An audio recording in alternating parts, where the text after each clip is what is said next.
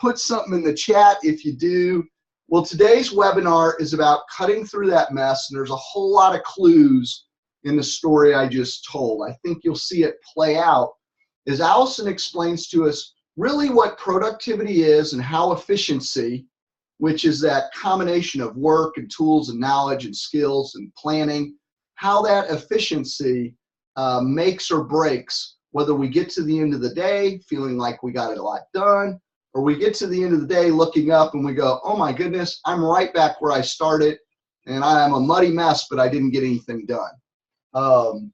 You know, a couple quick words I want to highlight out of this. I can define quickly, very, very definitively for this webinar. I could have wrote the secret to planning a more efficient day in 14 minutes. What we're going to unpack is we advise people to use 7 minutes in the evening and 7 minutes in the morning for planning their day. The number one question we get about that is, what am I supposed to do in those 7 minutes? Anybody here got that question? If you have that question, you're going to get it answered today. We've talked about it some, but I think Allyson is going to not only more clearly define it, but you'll understand why, and that helps you motivate to stick to the practice. So how do we use that 7 minutes in the evening? How do we use that 7 in the morning to plan, and plan in such a way and put in place the tools? We're going to tell you the tools we think are most important to leverage once that plan's in place, so that you have an honest to goodness more efficient day. And by more efficient, I mean you get to the results you want, and you get there with the least amount of effort, activity as possible. And I'll just say one last thing, because I was so spot on. Right now I'm reading, I do a little reading every morning in journaling, and I'm reading Think and Grow Rich. Great classic, particularly if you're a business person or entrepreneur, but I think it's good for anybody. And the quote, I always write a quote, an inspirational quote I find online or a book I'm reading to begin my journaling. And this one is spot on for today. It says and in that Napoleon Hill's talking about knowledge. I mentioned that a moment ago in my story. He said, knowledge may be converted into power, which is a synonym actually for efficiency if you go look it up or saw it in email. But knowledge can be converted into power by organizing it, which is our planning, into definite plans, and by expressing those plans in terms of action. I'll read that one more time. Allyson, could that be any more a sentence sermon for today's webinar, if possibly? Wow. Knowledge may be concentrated into power by organizing it into definite plans and by expressing those plans in terms of action. And I think that's the perfect lead-in for what you're about to say. You want me to say anything else, Allyson, or are you good? No, I think we're good.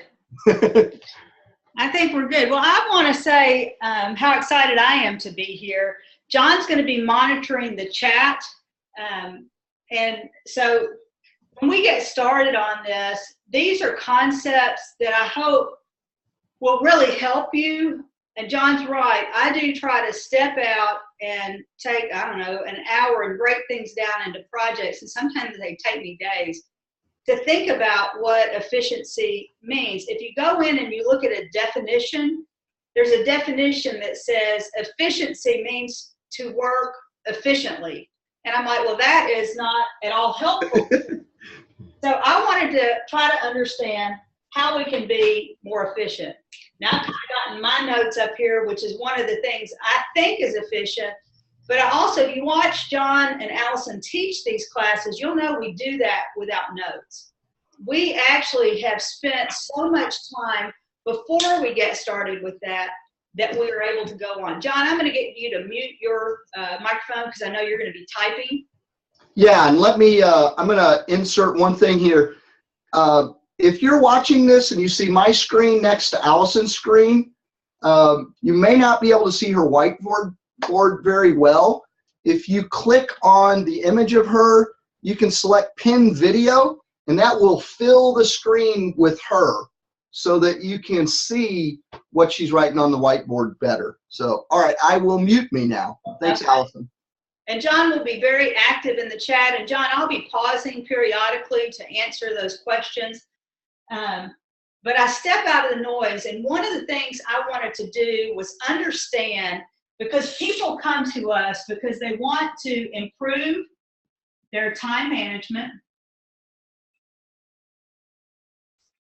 And one of the things I would really encourage you to do on these webinars, I know John and I are using a lot of things where we write things down. Please take notes, because we want people to dig this in and make it happen. People come to the 7-Minute Life because they want to improve their time management. They want to improve their productivity. And they want to become more efficient.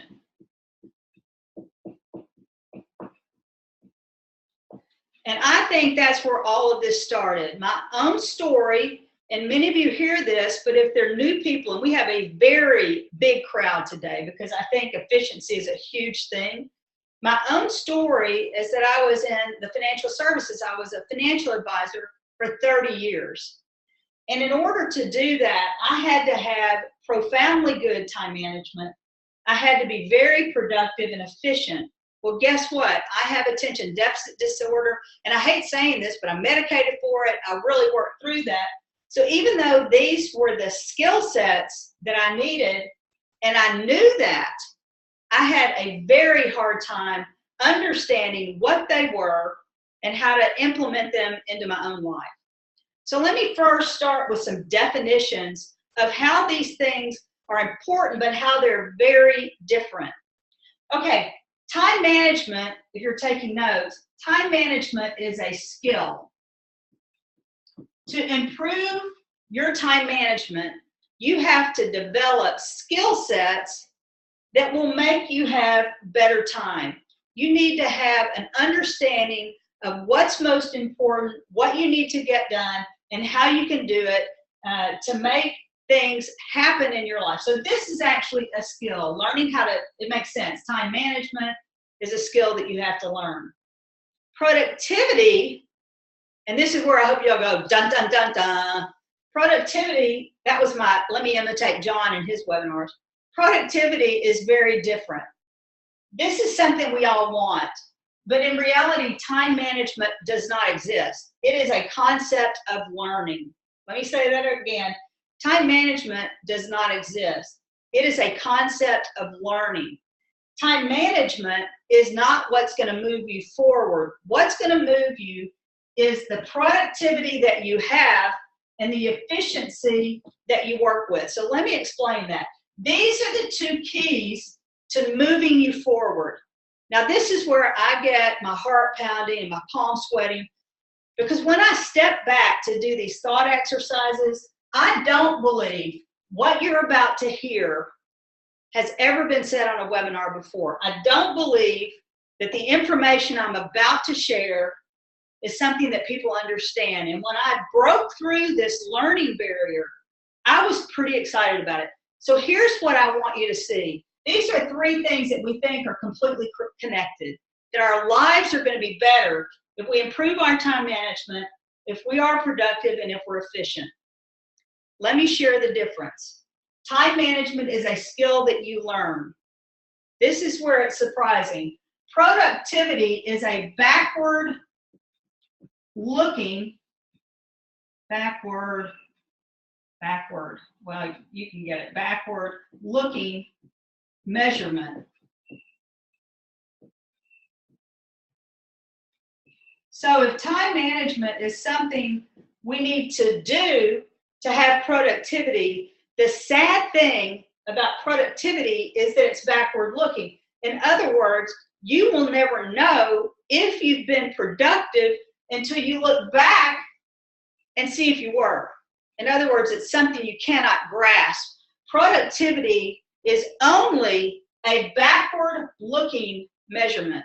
Now, John, I think that's pretty profound. I'm excited about that because I want people to understand time management, productivity, efficiency, but I want them to look at the fact that productivity is a measurement. Same thing in a manufacturing company. If you're trying to build a car, when Henry Ford did them by hand, He had an idea and a skill, but it was very slow.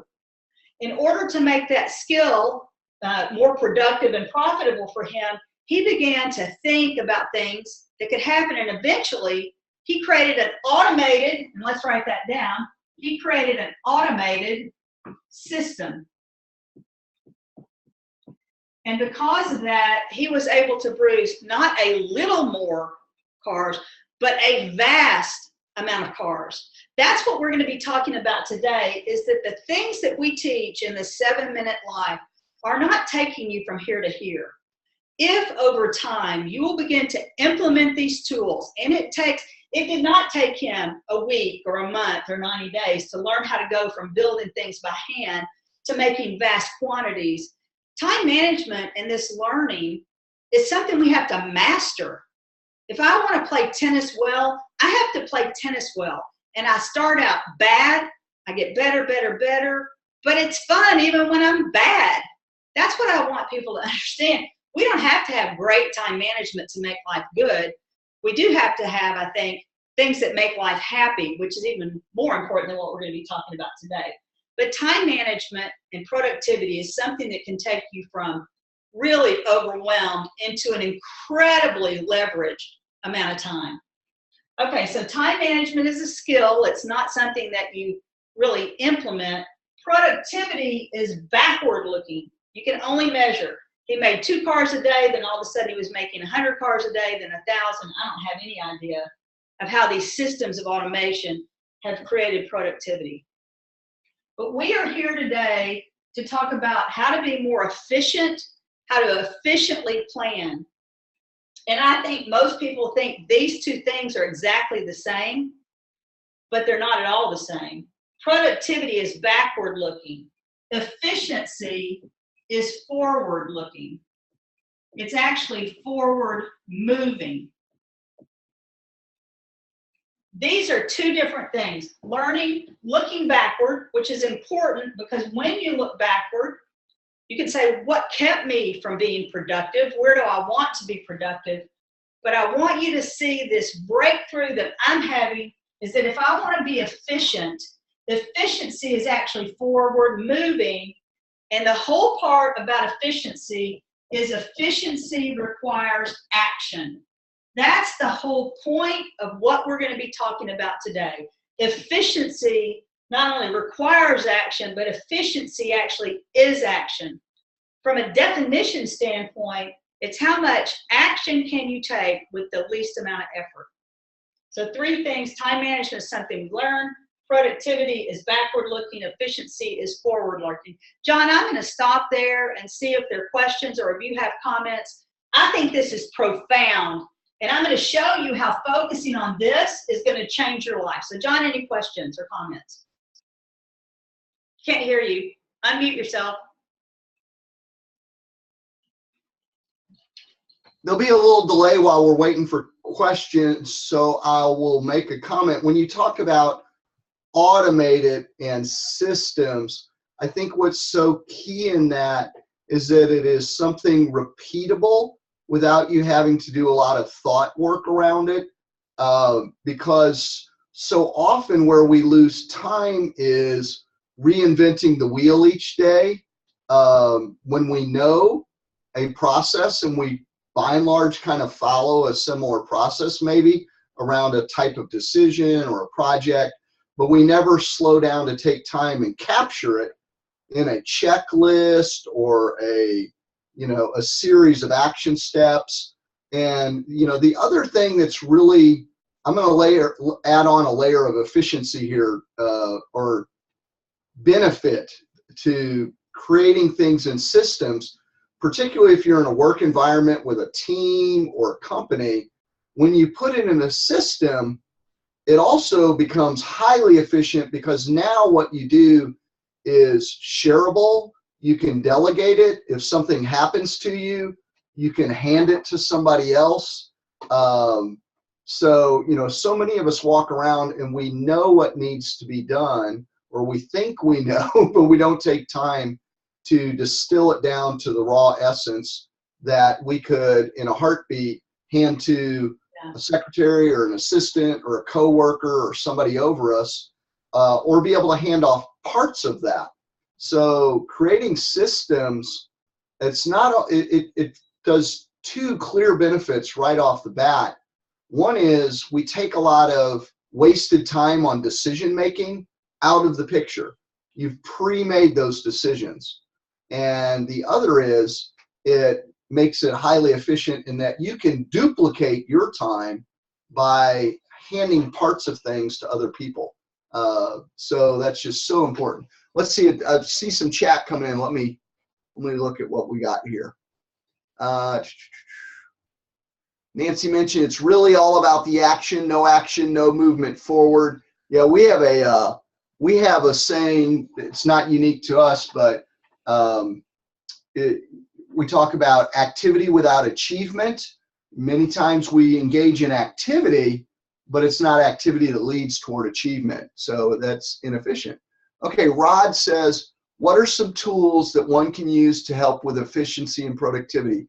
Example, apps, planners, calendars, Outlook, Google, so many to choose from. Your thoughts. You're one step ahead of me. Look at there. I've got tools right here. Okay. Perfect solution. So Rod, she's going to be getting there, and we'll be talking about, yeah, she's going to be getting there. So let's hold on that a little bit, and if we don't fully answer that question, bring it back up when we get into the Q&A. Nancy says 7-minute life tools. So, well, I'll go ahead. John, if you'll continue to monitor the chat, yeah, and stop.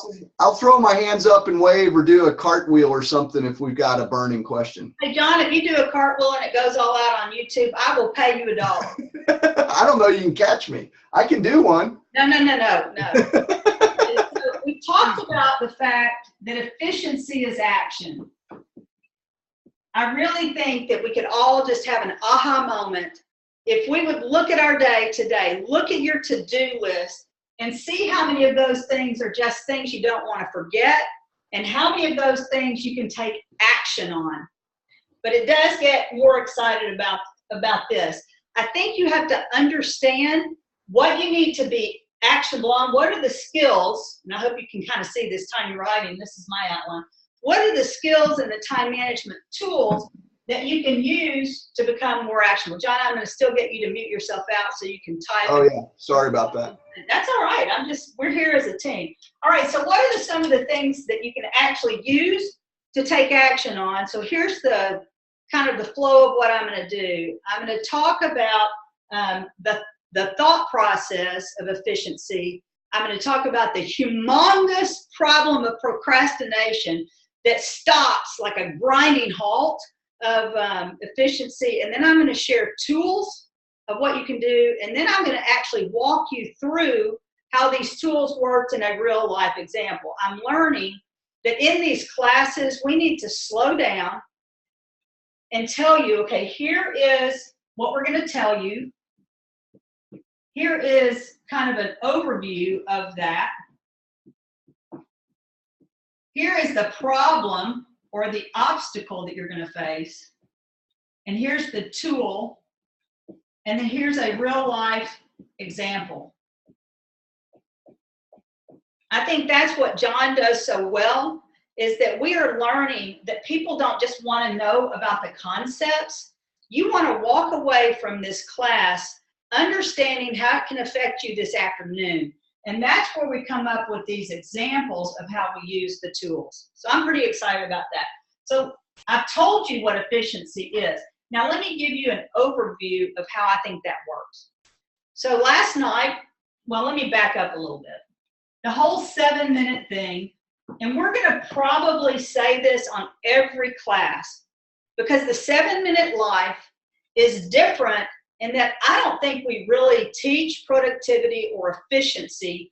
What we teach is the theory of leading a more efficient life so that you can take action, period. And what people, the missing part of all this is the fact that we don't understand that we only have 24 hours in a day. So I'm just stepping back for a moment to put all of this in context. That's 1,440 minutes. The goal of this class is to help you understand that should you choose to begin to learn how to use these things. I want to say I've been studying this for 12 years. John's been studying this for 10 years. Mastery is still a long way from me, but progress has happened. I know if I will choose to take 1% of my day to think and plan, I know it's like a mathematical equation. If I think plus plan, in math, it's going to equal efficiency. It's going to equal forward action for that day. The 7-minute life is all about the forward action. We're going to encourage you to go back and look at how efficient you were. But think about the excitement of this. What if you could take just 1% of your time? Such a simple thing. But it becomes a choice. And the point of all these classes is to show you the benefits of taking this. So that becomes, this is 14 minutes. That becomes 7 minutes in the evening and 7 minutes in the morning. So I want you to write this down. 7 minutes in the evening, 7 minutes in the morning. We get an enormous amount of questions. Okay, I'm willing to do this 1%, but I don't even know how to make that productive, which is what we're going to be talking about today. We're going to take this from a great idea that says, I need to take 1% to plan. This is a physical equation. If you do that, you are going to become more efficient, which is going to lead you toward forward action. So that's what we're going to do. But let me tell you where the problem is. So y'all need to just go ahead and take some Motrin or some Tylenol because I'm about to make your head hurt. Okay, John, you're supposed to laugh at that point. You know, I think that life and learning has to be fun. I will say that time management is painful. We do not at all take this lightly. Okay, so here's the problem. Again, this is another thought exercise because I wondered why in the world I've been doing this 12 years, and even now, why in the world when I make my commitment to take that 1% and I think in the 7 minutes in the evening, and I create my plan of action. And for those of you that know us, this plan of action, we narrow it down into what we call our 5 before 11 list. And I'm going to come back to that again in just a minute. But we take our 1% to think and plan. In the evening, we take our 7 minutes in the morning to deliver action. We narrow it down to a 5 before 11 list. Okay, those of you who have been here know that sounds great, but there's a huge problem. This is where I think another thought exercise, this is something that has made awareness a part of why we're teaching these every week. I'd like you to draw a humongous box that looks like this and put it into 4 quadrants with arrows. Okay, when you see this go up on the board, you know I was an economics major. I promise not to lose you in this. We're going to be doing words, not economics. But if we know what we need to do, why don't we do it?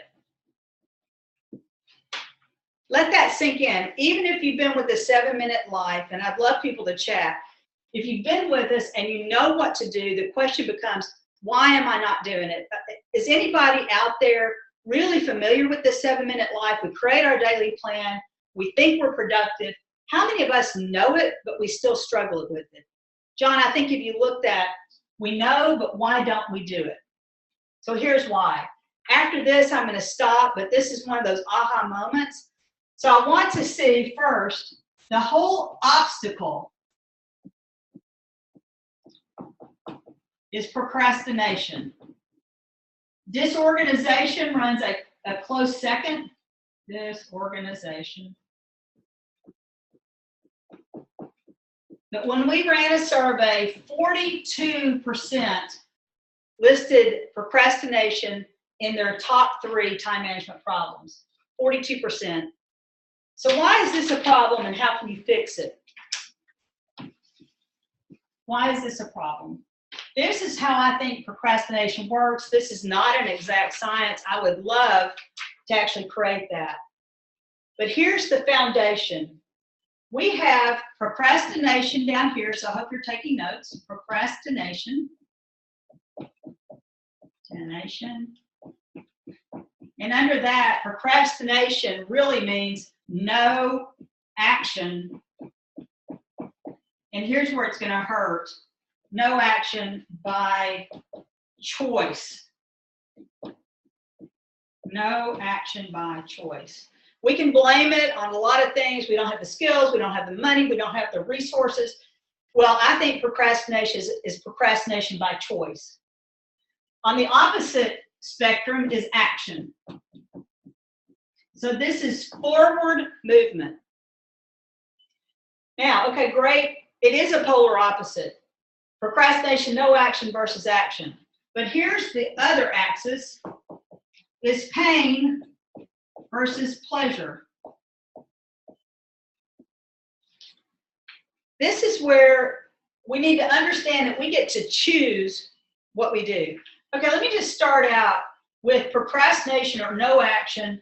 Well, I'm going to start out over here. When we procrastinate on a task that we need to do, but we don't do it because we want to do something that's more fun, the things that fall into this are low-value activities. Things like reading email, which we think is important, or reading research, low value at work, and I know you say you don't do this, but I know we do. Social media, texting, and I have all these things, focusing all on research, because I found that planning makes me feel really good. I'm getting smarter and smarter and smarter. So these are things we like to do, but they are not forward moving in our jobs. So what about the things that we take no action on because they hurt too bad?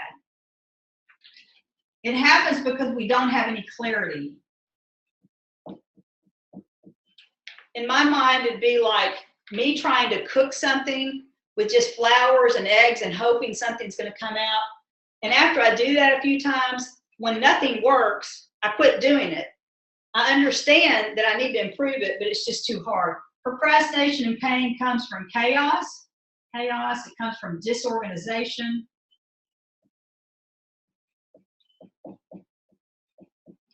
Procrastination and plan comes from being overwhelmed.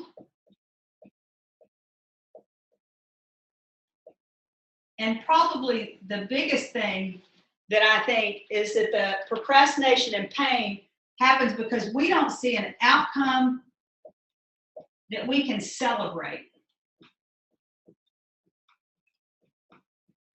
This is the big problem of why we procrastinate, because it just hurts, and then all of a sudden nobody cares. We do what we want, it's painful, and nobody celebrates with us.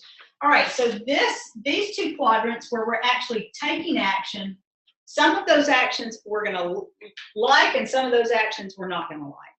Put this in the perspective of being efficient. Is this efficient when you're procrastinating just because you want to do something fun? No. Is this efficient when you're not doing something because it's too painful? No. You have a choice to spend 50% of your time procrastinating because of these few things. So how can we move into action? Action that's painful is that we have staff meetings. And I think staff meetings are important, but obviously I can't spell. Staff meetings are important, but they need to be planned and well executed. Another thing is long hours. Now, when we get into the piece that I am going to show as an example, long hours happen, and it can be painful, but it also can be incredibly energizing. Another thing that's painful is when we don't have deadlines, we don't have timelines, and so we're working on projects that are moving us forward, but we don't know where we're going. And a lot of that happens in big companies. We have the staff meeting, we work the long hours, we have no deadlines, we have no timelines, but we don't even know what we're working on. And this is not efficient either. It can help you get things done. So John, I'm going to figure out the last, if people start having questions and they'll put those in chat, I'm going to share you where efficiency comes, and then I'm going to pause and answer some questions. These are the 4 quadrants of procrastination. This is not productive. This is not at all productive. This is productive, you can look back, but this is not efficient. This is not something that moves you forward more quickly. So this is where efficiency lives. Efficiency lives when you have very clear objectives. That's probably the #1 thing that we need. We need to know exactly where we need to start and where we need to finish. We need to be able to focus on high value activities, and that's hard. I'm going to show you what a high value activity was in my example, but until you've had training, not 1 week, not read a book, not 2 weeks, but have begun to move towards, and I can only say mastery. You know, I want to get to a point on down the road where I can understand what I need to do, what high value activities are going to move me forward. I think in order to be efficient, you need to work inside your strengths. You need to know what you are already skilled in doing, because when you work on your strengths, when you're skilled, you will work much more quickly and you will be on target. The last thing that I want to talk about, 2 pieces, I think you need to begin to understand your highest and best. If you are going to be efficient, we can't just do things just to do them. This highest and best is that calling of priorities and purpose in life. If we are called to do things, to create a car just because we can create more cars, it makes life meaningless. But Henry Ford had an idea to change the world, and he wanted to be more efficient, to make more cars, to take it to the world, and to make the world a better place. What is your highest and best? What are the purpose and priorities that are going to come into your life? And your efficiency is going to be driven by fuel, motivation, passion, hope. And I'll challenge you that I think this efficiency only happens when we find ourselves challenged to move forward. I'm at a place in my life, I'm 56 years old. I was really sick. I mean, nearly died sick in 2012. I could have died, I could have left it alone, or I could have said, bring it. You know, I could have said, help me exercise, help me get out there, help me begin to rework on these webinars. And then I said, challenge me. If you challenge me and you help me have clear objectives and you teach me how to focus on my high value activities, and you let me work in my strengths and skill sets, what I already love to do, and you help me understand my priorities and purpose, and then you ignite that by challenging me and surrounding me with people who have a like mind, I guarantee you I'm going to be more efficient. John, I'm going to pause there and look at questions and see where we can help people. And this is what that looks like. This is what is the end result of a thought out exercise. And it helps me because I can look at my day, backward looking productivity, and say, did I work in this quadrant, this quadrant, this quadrant, or this quadrant? And I can choose to learn to do something differently. John, if you'll unmute yourself, what are questions and comments that people are giving you? Yeah, a couple things. Someone asked on that upper left quadrant, what is between high value actions and highest and best? There's something in there in between. Strengths and skills. Okay. And then similarly, the box next to that, which is pain and action, it's hard for people to read what the examples are. I see staff meeting, long hours. Would it maybe be helpful if we emailed this out to them after this? Yeah, so that was a question. Where can we get that? So we can email that to everyone with the replay link. Ann just said, yes, yes, please, Linda. You know, my question is, have people ever put this into a perspective because this, understanding this, gives them the freedom, gives us the freedom to understand why we procrastinate. Another thing that I procrastinate on that's painful is just when I'm bored with the task and I don't want to do it. Well, there are a lot of tasks that I'm bored with. But this, by understanding these quadrants, after my day, I can go back and decide, okay, where was I? What were the problems and where do I need to go? John, any other questions? Not so far. I'm gonna lift up a couple comments. There was a comment about the fact that sometimes we have to pick the pain of discipline over the pain of regret. I think that was a really wonderful way of putting it. Wow. Keith, I kind of commented and I mentioned that, you know, sometimes the pain or the cost, it's a matter of that pain or cost is going to be unavoidable. It's whether we're selecting a pain or cost that's going to yield a result that gets us where we want to go. You know, I've found that people are willing to go through all kinds of things. I mean, they'll endure really difficult work if they know it's meaningful and if it's going to yield the result they want. You know, that's why parents will work crazy long hours if they know it means their child's going to be able to go to school, you know, that they didn't get to go to. Along those lines, Keith lifted up a concept from Dave Ramsey that sort of backs that up, which is live and do the things today that others won't do so that one day you'll live and do things others can't do. Wow. He said, I make the sacrifices now and later will enjoy the benefit versus others who live for the now and later will have to make the sacrifice. Of course, there's a balance. We can't always live for the future. It must be present for family and friends. I would kind of add on to that or piggyback with that we, you know, what we're going to be talking about concretely here in a moment, the sacrifice or the cost that we're talking about making is that 7 minutes in the morning and 7 in the evening, giving up some time for planning.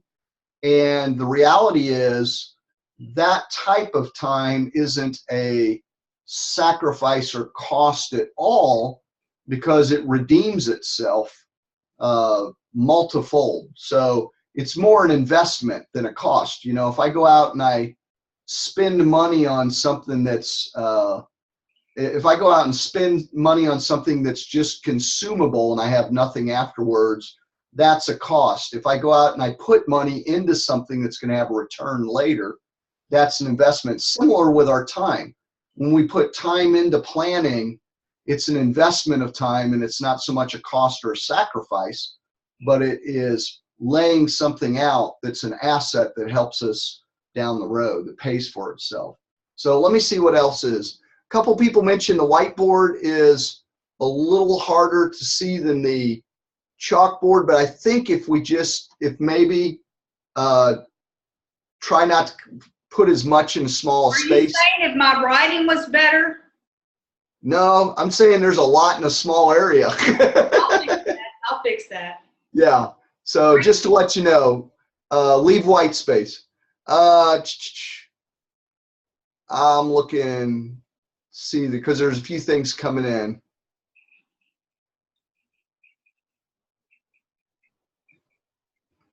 Luann says, from the theological perspective, discipline is good. It is what frees people. Jesus followers are sometimes accused of being rule-based or strict. Sometimes humans do put added requirements on the Bible, but the disciplines of being a God follower are really what free us. And I would say just in general, it goes back to what we were saying about systems. Having a discipline, developing a habit of planning, at first it will feel burdensome, but it actually becomes very freeing. I had the same experience when I first started using a timer to work by. At first it felt very confining, to say, okay, I'm only going to work on this one task during this time frame. But then what I found was it was very freeing because I let go of all this struggle that went on, you know, of should I be doing this? Should I be doing that? What about all that stuff evaporated away when I had a discipline or a habit or a system I was following. So I'm not seeing a whole lot else in terms of question. Okay, I'm going to go ahead and move on, and if you'll monitor the chat. One real quickly. Rod asked, how do you think personality profiles play into the 7-minute process? A person who is type A versus other personalities. It's actually in this top quadrant. I didn't have time to go in this, but when you get this, you'll see elemental preferences. Those are the personality preferences. I absolutely think it falls into there. We just didn't have time. Personality preferences, when you can work through those, is definitely actionable and pleasurable. All right, let's go ahead and move now from theory of why we procrastinate into how we solve that problem. And we will be around, we'll wrap this up at 12, but I'll go ahead and open it back up at 12. We'll be here for another 30 minutes to answer question and answers. I think what people then want to know is, how do you use tools to overcome these things? How do you take this 7 minutes, this 1%, and plan? And the tools are this, and I'll show you them in just a minute. Goals, 90-day goals, and today. Now, let me show you that, and then I'm going to explain them a bit. These will each be individual. This is the 7-Minute Life Daily Planner. It's a 90-day process. And I'm just going to go ahead now and say, these classes, it's great to learn, but there comes a point where you need to invest in this. You have to have the tool to learn how to use them.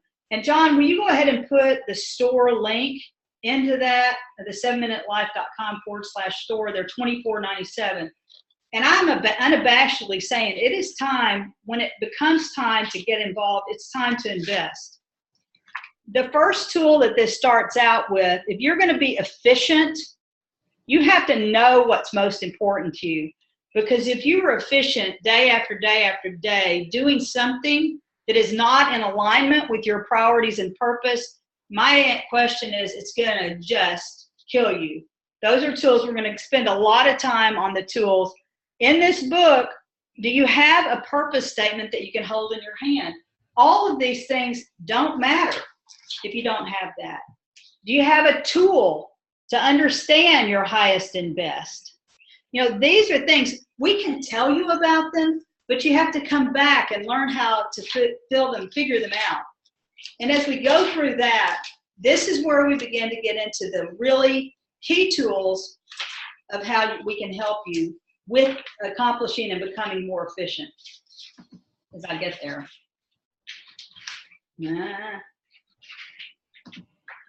Okay, so after you do your highest and best, you then have to set goals for yourself. And so this is where I'd like to start.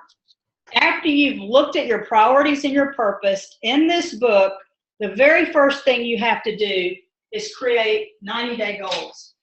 Going back, I think, and this is also in here, I think we have to know our life goals.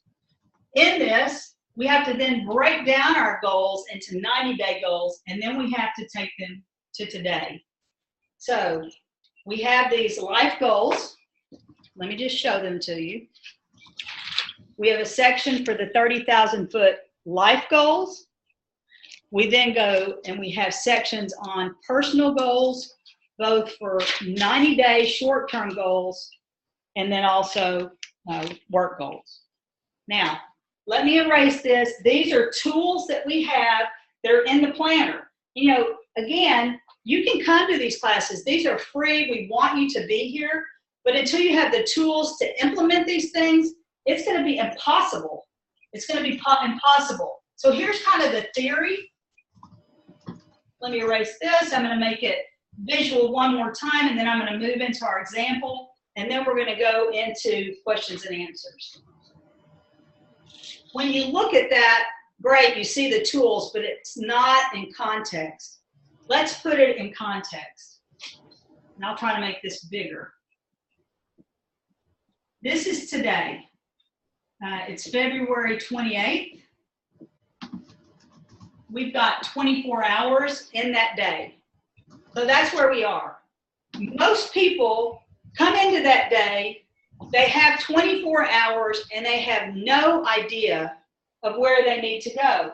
They're back in that quadrant that's painful and makes you want to procrastinate. They're living here. They have no chaos. You have no clarity. You have low morale. You have an internal individual focus because you feel like, oh me, why are they putting all this on me? You have clutter, you're overwhelmed. So that happens when we just look at today. Without any planning, we will blink our eyes. February 28th will be gone. March will be here, and we will not be any closer to the goals we've set. This is where we're going to help you. Outside of today, there's another piece. There is progress. The only reason you want to be efficient today is because you wanted to be efficient yesterday and the day before and the day before, so you can follow your progress as you go toward things, which means you have to review. You have to review. Let me go one step larger and then one step larger.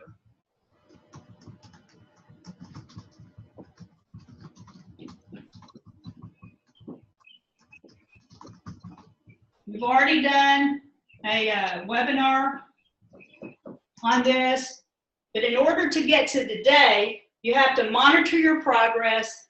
You have to be working on projects that move you forward. And then this is what we do. And this is where it ends. Goals. We have to know the goals. Most of us work from here, where we walk into the day with low energy, chaos, disorganization, procrastination. And the reason that we are stuck here is because we have not clarified our goals. We don't know what this looks like. We don't know what it feels like, what success feels like. We are clueless of taking these goals, breaking them down into projects, smaller sections, that when we finish a project, we can celebrate. And as you finish each project, now you can look back and see the productivity. Was I productive? Yes. Was I productive? Was I productive? Looking and reviewing your progress is what helps you understand your productivity. And as you worked on this project, if you weren't efficient, we can change that. We have to understand our goals. We have to break those goals into projects. We have to be able to review, but this is where most people stop. They have a goal, but they don't know how to turn it into today. I'm going to close with this example, which I think is going to be eye-opening of the problems that we have of why we can't take our goals into action and finally reach them. And this is painful when we don't reach them because we've procrastinated. And that's why the 7-minute life. So I'm going to spend the last 5 minutes explaining how I've recently just used these tools to create and to accomplish a project that I'm working on right now. And at 12 o'clock, we'll open it up and I'll try to answer the questions that you have.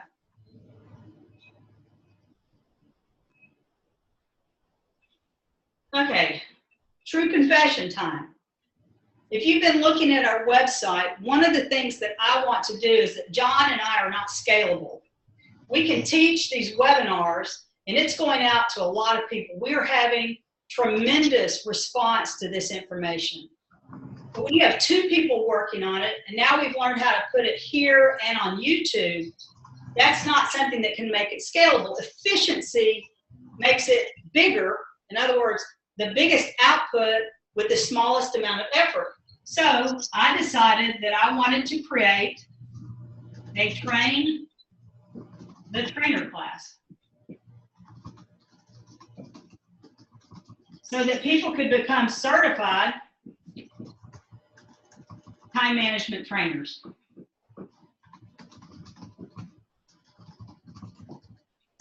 So that's really cool.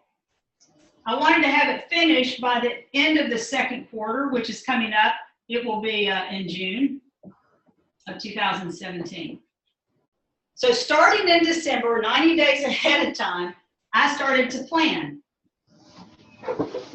I started to look at research. I started to look at other things. I started wondering, and John, I'm going to get you to mute yourself out because my guess is you're going to start writing some very high-level things in there. I'm looking forward to seeing it. You good? There we go. Not, well, he's going to make it a secret to us.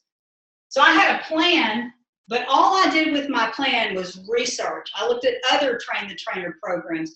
I looked at the 150 pages of content I would have to create. And I was overwhelmed. All of a sudden, I found myself back in this painful place, and that I had too many things going on. It was going to take long hours.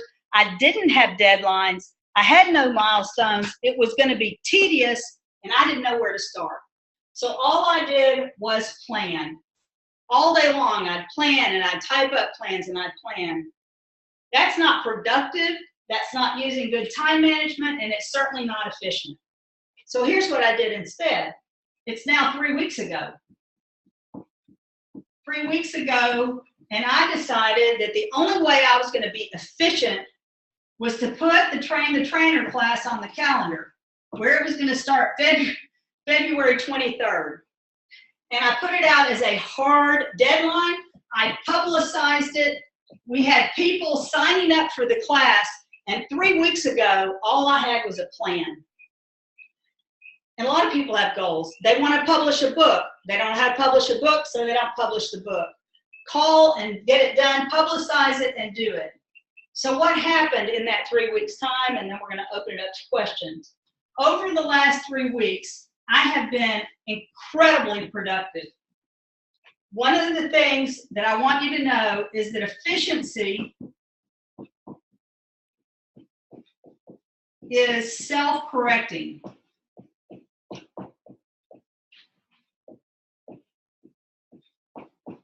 It's self-correcting. I wanted to produce this class. The first class was last week. It was on the 23rd. I knew I had to have all this material created. I had to have the website up. I had to have the workbooks created. I had to have the enrollment forms done. All of these things were very simple. Only needed 6 or 7 things. So what did I do? I broke these into projects. I created them into small tasks, and then I broke those down into what we call micro actions. I then transferred them to my 5 before 11 list as tiny actions. And over the last 3 weeks, because I was able to do my 5 before 11, if you did that for just 1 week, you would accomplish 35 tasks. But over 3 weeks of that, I was able to accomplish 105, I think is what that comes up to. I was able to accomplish 105 things, which created this in 3 weeks. And looking back, I've been very productive. Looking forward, I had a hard deadline, and the last 3 weeks have been some of the most incredible, fun, amazing times, because I made a decision not to live in these points. Was some of it painful? Absolutely. But I quit looking at social media. I quit planning. I got to work. The class has launched. I feel great about it because I was efficient. Last wrap up. Time management is what people think they are going to come to us to find out. Productivity is backward looking. Productivity isn't productive. It is only a measure of how efficient you've been. And John, before I turn this over to you and let you make any closing comments, I want to go back to one thing. And John, I'm going to kind of let you talk about what we were talking earlier, give people a tease, that how do you make this happen with your 7 minutes in the evening, 7 minutes in the morning? If you want to make something happen, you have to choose to be efficient. And the only way you will be efficient is by taking action. When you begin to use our tools, when you buy your planner, and you got to have the tools to get started, when you can create your 5 before 11 list of 5 high value activities, you've taken your 7 minutes, you've got your 5 high value activities that you're going to commit to accomplishing, to start and finish. And what that's going to do is every day you're going to be able to move forward little by little by little until February 23rd. I had accomplished that goal, and during that period, I was efficient because I took time to plan out my goals, to clearly see it, to work in my strengths, and use that 7 minutes in the evening to think about what I needed to do. Because even though I had all these things, I had to make sure that my time was focused on using the best time during the 24 hours I have today. So, John, we are 3 minutes past. I'm going to let you take over. I have no idea of the question. So, John, I'm going to turn it back over to you. Okay, I'm going to take a moment. Recap what we've talked about before you move on. Yeah, well, I think this will be a synthesis for it in a very practical level. It'll be hard for me to recap because I was running chat so quickly. That's great. You go forward. I think this will be a synthesis of it, and get concrete around one of our promises. A minute ago, Susan asked, she said, goals, projects, actions, review, right? And then kind of what you do with that. And one of the things we said is that we would tell you what to do in those 7 minutes in the morning, 7 in the evening. And Allyson has gotten at that, but I want to really put a fine point on it so you can have it down to kind of a bullet point formula. So tonight when you sit down to do 7 minutes, you know exactly what to do in that, and tomorrow morning you know exactly what to do. In the evening, that's a great time to review your goals because, again, to be efficient, you have to know where you're headed. You've got to know the destination. So you want to review your goals, and then you want to review your progress. You want to say, okay, where am I right now? So there's where you're headed, and then you have to assess where you are. Because, if you don't know where you are, you can't figure out what the right direction is to get where you want to be. So you want to look back and say, well, what did I get done today or last week? Where do I stand in terms of the plan that you made when you created a project plan, which hopefully you have. If you haven't created a project plan, then that's going to be one of the first action steps you have. But review where you're going, review where you need to head. And then I'm just going to say brain dump. Allyson and I both regularly in the evening write down all the stuff. To me, it's kind of a combination of unfinished tasks possible to do. Sometimes even just call it my possible list. It's like I try to get down everything I'm thinking about that I may need to address tomorrow. I don't go ordering it yet. I don't do anything with it. I'm just more or less letting go of it. And Allyson can amen or jump something in.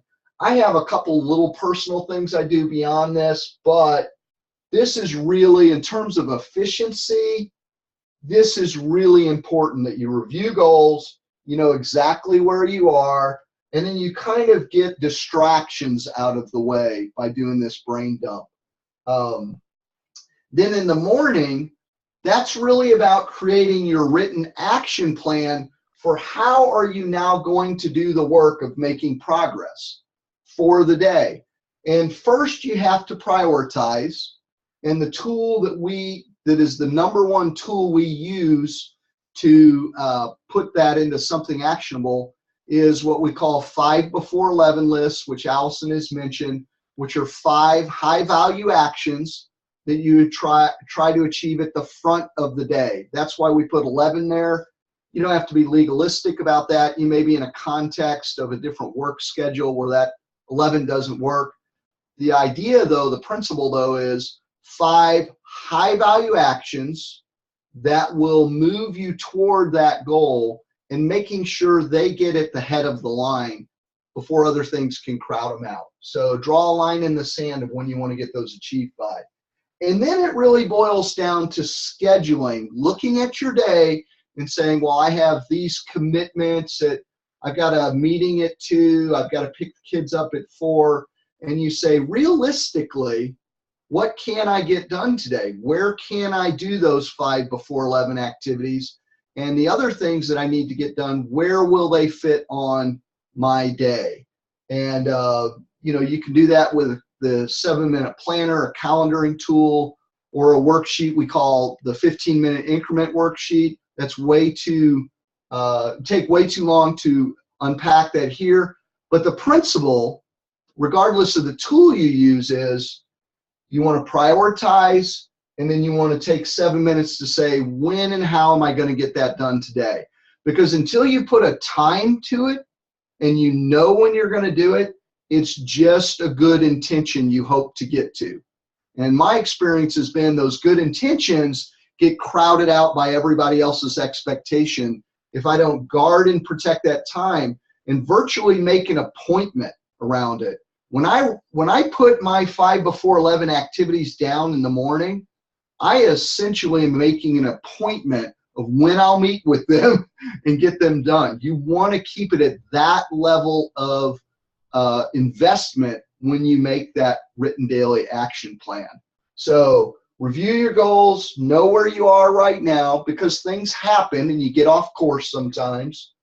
Brain dump to kind of clear the turf before you go to bed. And in the morning, go through, sift through, prioritize what's most important, and schedule. That 7 minutes in the morning and 7 in the evening is absolutely, completely invaluable. If you'll just practice that, no more, no less, I honestly believe you double, triple, you can multiply your productivity just by doing that simple piece. I think the 7-minute planner is one of the best tools I have. Somebody asked real early on, they said, what are tools that you use? Allyson went over the 7-minute daily planner. I'll throw one other thing out there in case you're in a work team setting.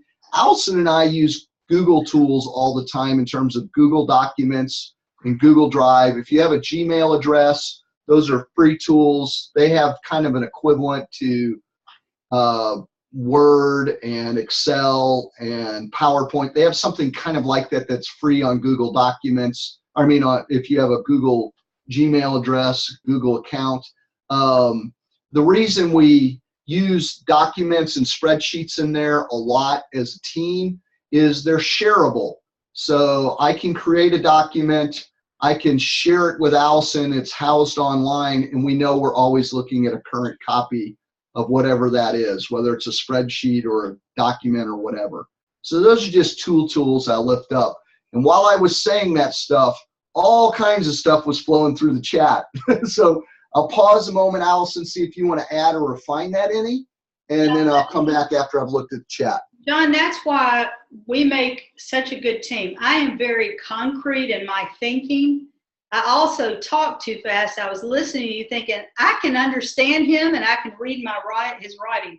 But let me let me take again those concepts that he's talking about and make it even. I'm just realizing that, you know, this time flies by, but we do want to keep it in a way. I'm hoping a lot of you are you know, really setting aside this time. But let me take that even further. John, you just described another concept. This is what you do in the evening. This is what you do in the morning. Let me give example of that when it, I think that'll be helpful.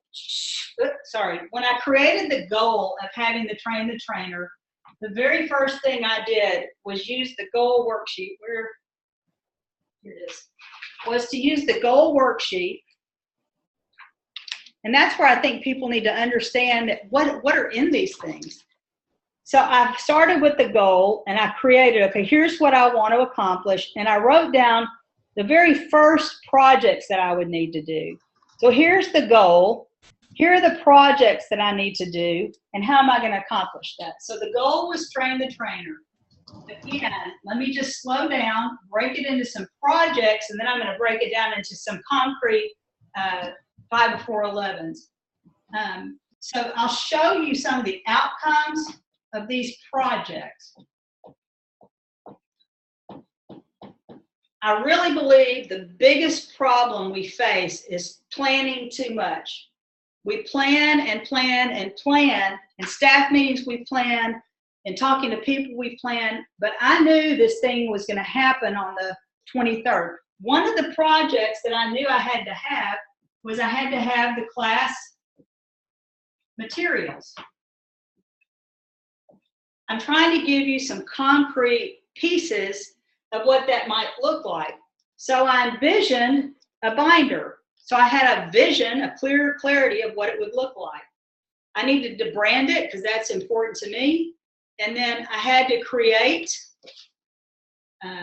intake forms, but I'm going to get into this. I had to create the syllabus, and I want to show you that.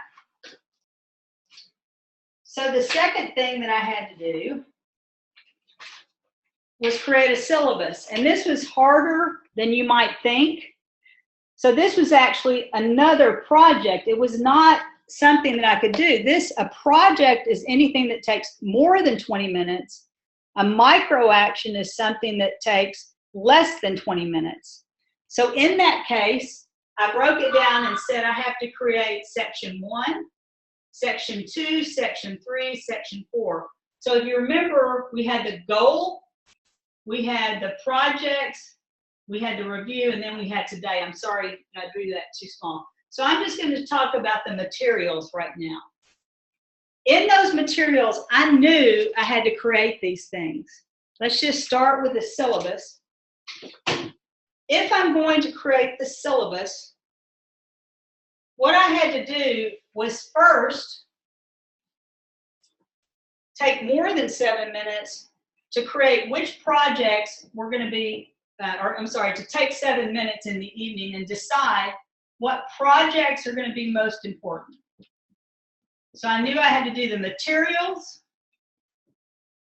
I had to prepare the output where people were going to learn, and where that is teachable.com. That's where they can go back. I had to schedule the classes. Schedule classes. And then we also had to market it. Well, I can tell you that it was very difficult to do all these things in 3 weeks. First 7 minutes in the evening, I was thinking about how I was going to accomplish this goal. In 7 minutes, I can outline some of the few projects that I know I need to accomplish. This outlining the projects took less than 7 minutes. Let's then go into the materials. The materials themselves are a project. I had to create the syllabus. I had to create the client or the trainee information form. I had to send out all of the training participants how they access the classes. And the very first thing that I had to do was create the PowerPoint and handout for class 1. So I think you can see how we're breaking this down. In the 7 minutes, after I knew this was the project I was going to focus on, I'd step out, I'd brainstorm all these things that I could do. Here are all the things that I could do. But then I would begin to say, okay, out of this whole list of what I need to work on, where am I going to be most efficient in making sure that this class will launch in just a few weeks, in 3 weeks? I had a very clear understanding of my goals. I had set aside time to work on it. I kept breaking these things down into smaller and smaller pieces. I knew these would still be projects. So each day I would break things into what we call micro actions. And I'm only following forward one day at a time. If I break this down, for example, in the syllabus, in the micro action number 1, I had to decide if someone's going to become a time management trainer, what is the number 1 thing they need to know? and I could think through that in 20 minutes. The second micro action on creating the syllabus was what was the order of the classes. So I created an outline. Again, 5 before 11, I could do this in 20 minutes. I could do this in 20 minutes. And surprisingly, number 3 was just to schedule a time on my calendar to take the outline and finish it up.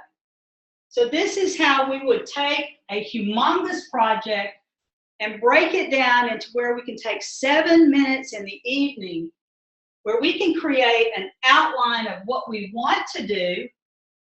And then we can look at which ones of these are the highest value that will move us forward. We can create the projects, then take a project, break it down into the 5 before 11. And then what happens is I was able on that day to decide the number 1 thing. I was able on that day to create the order of the class. I was able on that day to schedule what I wanted to schedule. And here's the last thing, John, before I'm going to throw it back to you. If you're going to be efficient,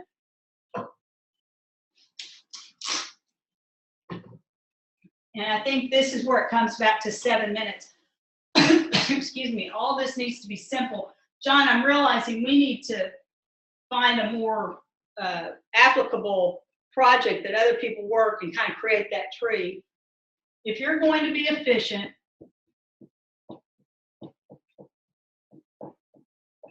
you have to take action. But, and John, I think you'll agree with this, if you're going to do something within 20 minutes, and we call those things micro actions, things that we can start and finish.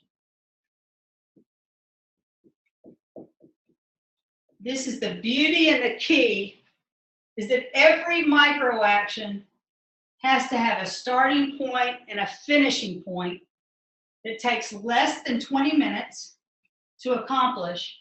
And this is where efficiency happens. In those 20 minutes, you take action that you've thought through in the 7 minutes, and you move this tiny action forward from start to complete. You've planned it will take 20 minutes. Here's the action. When you go to start to finish, you now mark it off your list, and that's the power of 5 before 11.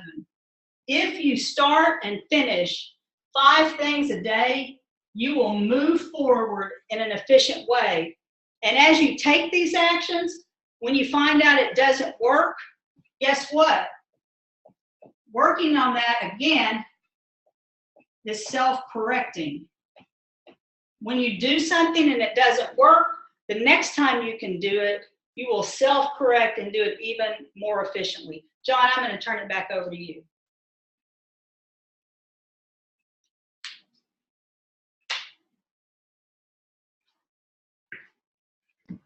I got about umpteen jillion things to cover in 9 minutes because people had lots, and you might want to look in there while I'm talking and see if there's something I inadvertently skipped, because there was a lot came through in the last few minutes. But I want to hit the highlights. Somebody asked about, and we get asked this almost every time we start talking about 5 before 11 and high value tasks. Somebody asked, what about the low value tasks? When do you schedule those? And I'm gonna give you a couple guiding principles here. The first thing is you don't want to give them your best time.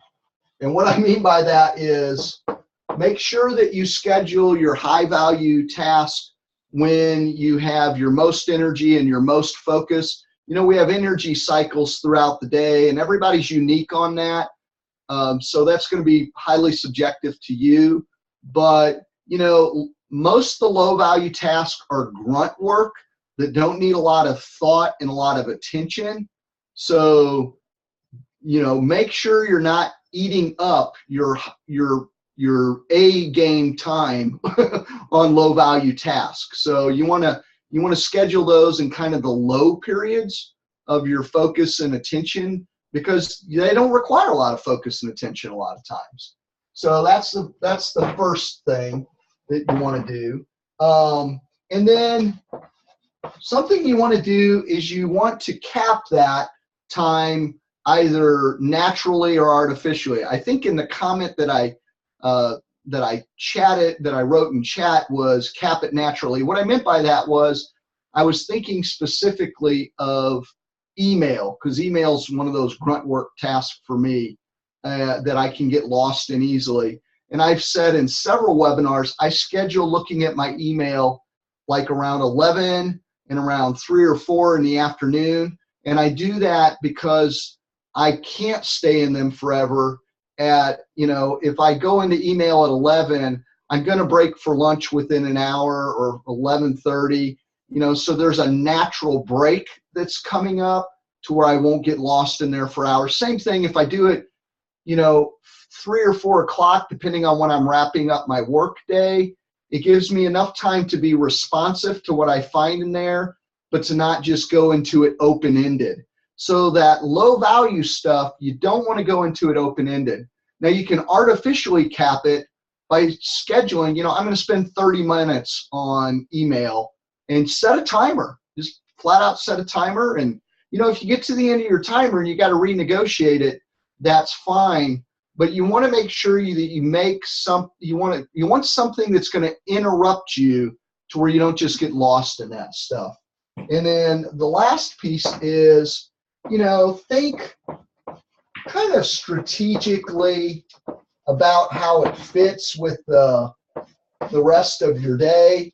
As I said, with email, I schedule those things right before lunch and right before the end of my day. That's also not only so it's capped, but it's strategic in that it does give me a window to respond, and it gives me a window to respond where I can come back, and if I've checked it at the end of the morning, and that gives people a window to respond to me of several hours, I can still get back with them before the end of the day. Now, something that comes in at the end of the day, I want to immediately check it, but you can see where it's an advantageous time to do it in terms of being able to be responsive. So you want to think about how does it fit the flow of my day and support other work or detract away from other work, and put it where it has the most strategic value. And some of those low value tasks are, really grunt work tasks like folding laundry or something like that is something that sometimes can be multitasked. I am not a proponent of multitasking unless you're taking something that is what I call an unconscious competence activity, where you don't have to actively think about it, like folding or ironing or whatever. If you can couple it with something like listening to a webinar or consuming something on audio, that's all right. But what you don't, multitasking where you try to take low value stuff and squeeze it in while you're doing something else is really inefficient, and it just eats a lot of time. It'd be far better to put it on hold and then set aside 15 minutes than allow it to just come in and eat up what you're doing. Someone mentioned the biggest problem they have is doing too much. And that came out at the beginning and it came out at the end. The one tool I will tell you that will help you most, the one practice that will help you most on getting away from doing too much, and we didn't mention it today, is for every task that you write, when you write a task down on your list, you want to put next to it an estimated time that it's going to take you to do. And if you'll do that, if you'll get in a habit of writing the task down and putting an estimated time for it, what that will do is it will rapidly help you see when you're overloading your day, because you'll just look at it and you'll go, oh my goodness, there's too many minutes over here. I can't do all those things. And it'll also make you gut check and make sure that what you're doing is actually a task and not a project. Because one of the biggest problems is we see a lot of people put projects down on their to-do list, and it's not really a task. When you put that time next to it, that's a great litmus test as to whether or not you're looking at a task or a project. So, and hey, John, can I jump in here with 2 minutes left? yeah, jump in. You know, we had a lot of questions about the low value tasks. I want to put all of it in perspective.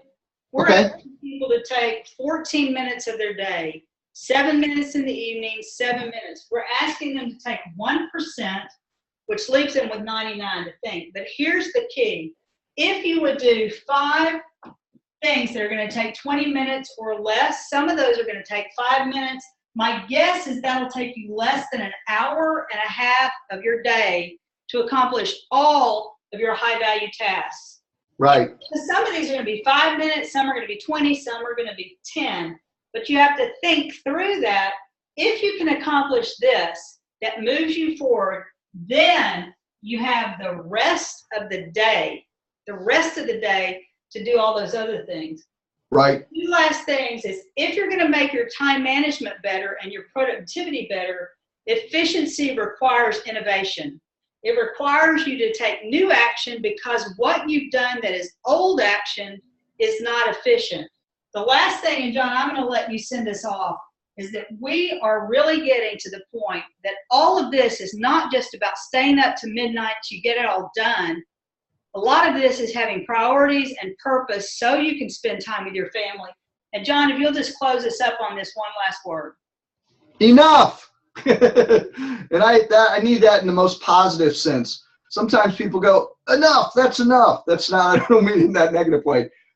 Most of us are in this call, I think, because if you're in this call, I have a strong suspicion, let me put it that way, that oftentimes you get to the end of the day and you're frustrated because you don't feel like you got enough done. And the beauty of it, what we've laid out for you today, and there's people on the call here who I know do this regularly, and they can back me up on it. The beauty of taking 7 minutes in the morning, 7 minutes in the evening to drive you to spend time on 5 high-value activities, things that are tied into your purpose, things that are tied into your highest values, your deepest held principles, that when you achieve those, even a handful of them, you get to the end of the day and you're able to say, I did enough today. Not only enough today, but I'm really pleased with, and what I did today was meaningful. I mean, even if you get one thing done that is deeply tied into your purpose, you can look at that day and say, no matter what else happened today was a really great, awesome, and wonderful day. So that's what we mean by enough. And when you hit that place of enough, that gives you freedom from shame and guilt of not doing enough and so many other things. So Allyson's holding up a 7-minute life daily planner. I just want to encourage you, go to our store, buy this. It's going to be really hard. You can't play golf without golf clubs. Invest in yourself. Buy the planner and continue to stay online with these classes. John, I'll also say, if you'll put $7 on the board, that you'll be sending information about on how you can watch these webinars in order, so that we are having a $7 membership subscription of where all of these webinars are being categorized, where you can go in and watch them and listen to them on podcasts. John, I'm going to ask you to send out information about how they can subscribe to our membership. We are completely out of time. I want to thank everyone. It's meaningful and purposeful for us. If you get nothing else out of this, efficiency is action. If there's been something that you've been procrastinating on, just set a deadline. Tell your boss that it's going to be done, and then just get it done. So, John, I want to thank you. I want to thank everyone for being here. John, will you save the chat? It is now saved. All right. We'll see you next week at 11 o'clock. Thanks. Bye-bye, everybody. Bye.